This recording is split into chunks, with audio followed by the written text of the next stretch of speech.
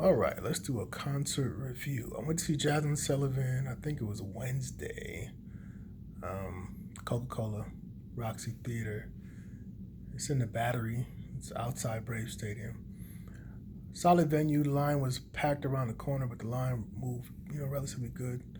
No issues. The venue was clean. Everything was good. Sound was great. I didn't know if the concert was going to happen. She actually canceled about 3 or 4 shows prior to this show happening. She had the illness, and I didn't know if she was gonna, do it. So in the morning, she put up a statement, said, "I'm gonna do my best, but y'all bear with me." The opening act was Tiana Major Nine. She really killed it. She has a new album coming out in a couple of weeks. She sung a lot of old songs though. Uh, Collide, and she did some. She's from London, so she did some songs from Estelle, like London artist Estelle, Amy Winehouse, who's really, really good. So she really killed it. It started on time. So I'm a real stickler of things starting on time. It was during the week. People got to go to work. We got things to do. Start the show on time. So the show started really good. And Jazmine, I've seen Jazmine in like 2018, 2019, and reality show album when that tour was out, and she killed it then. But it seemed like she took it up a notch. I mean, she was hitting all the notes. She looked good. I mean, she sounded great. The background singers are great. Every part of the show was amazing. She coughed, a decent amount. She said, hey, I may have to cancel this tour, but I have to do this show. She talked about how influential Atlanta was for her career. So she said, I have to do this show. So she, took a breaks, but it didn't matter because the fans showed support, showed love. But it was like an A+ show. Like she killed it. The band sounded great. Everything was great about the show. Um, she did a lot of the songs from the new album, and the deluxe. It was a deluxe version to this. Like she released like maybe a week ago, 2 weeks ago, before this tour. She did a lot of old songs, and I'm like, oh yeah, I forgot she had this song because she has like 4 albums, so she did songs from album 2 and 3. I'm like, wait, what's going on? And I was like, oh yeah, you do have this song. It's just kind of weird when you hear a set list on someone that they're gonna do a lot of the songs that just were released, and they're like, oh yeah, I'm gonna add some old songs that y'all haven't heard me sing in years, and I'm like, oh yeah.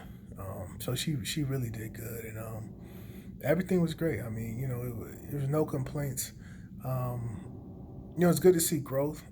Seeing a couple of years ago she did good, but now she's way more comfortable in like everything, in like just everything, and she just the confidence is so apparent now. And I thought she did great a couple of years ago, but this was, I mean, excellent. I mean, there was no mistakes, no issues, there was nothing. I mean, you wouldn't even know she was sick if she didn't, take breaks and tell us or cough, a few times, and But other than that, I mean, it was dope. It's be interesting to see how I mean, because she did a lot of her shows back to back, like 1 day off, 2 days off.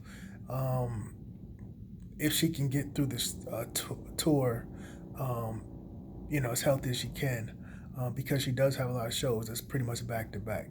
It's pretty much 1 day off, and essentially a travel day, and then back on stage. So we'll see. Um, I know she's talked about working with Issa Rae, turning some of these songs into like short films and stuff. So I'm sure she'll eventually release more music. Um, but yeah, she killed that tour. So if you have an opportunity to go see Jazmine Sullivan, and she's on some festival seasons coming up. She's on some few festivals here and there. So I think I was telling someone else. I think if we didn't have so many like music companies taking one artist and isolating them, these artists should really go on tour together. Because Ari Lennox audience is Jasmine Sullivan's audience, and obviously they have a song together. I think Ari and Jasmine should be on a tour together, and SZA and Summer should be on a tour together, and then her and Snow Allegra should be on tour together. But because these entities sign an artist and then isolate them, and don't want to work with other music companies, and because they're worried about the money and worried about this and that. So, I think it hurts the fans when instead of me going to one show to see two of the top R&B artists, I have to go to six shows to see her, Snow Allegra, if I wanted to do this. Let's say her, Snow Allegra, SZA.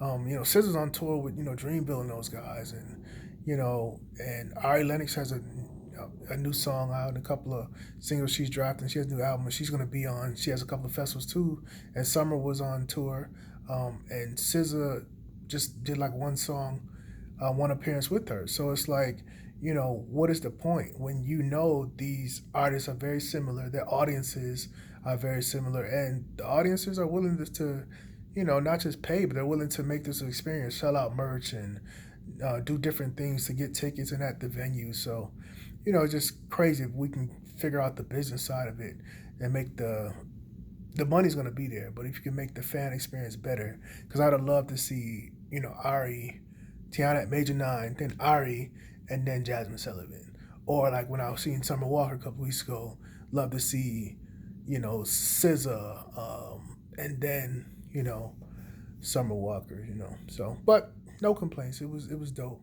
Um, I hope she don't take another 3 4 year hiatus, but the breaks are necessary as a creative. So I get it. Anyway, y'all fun.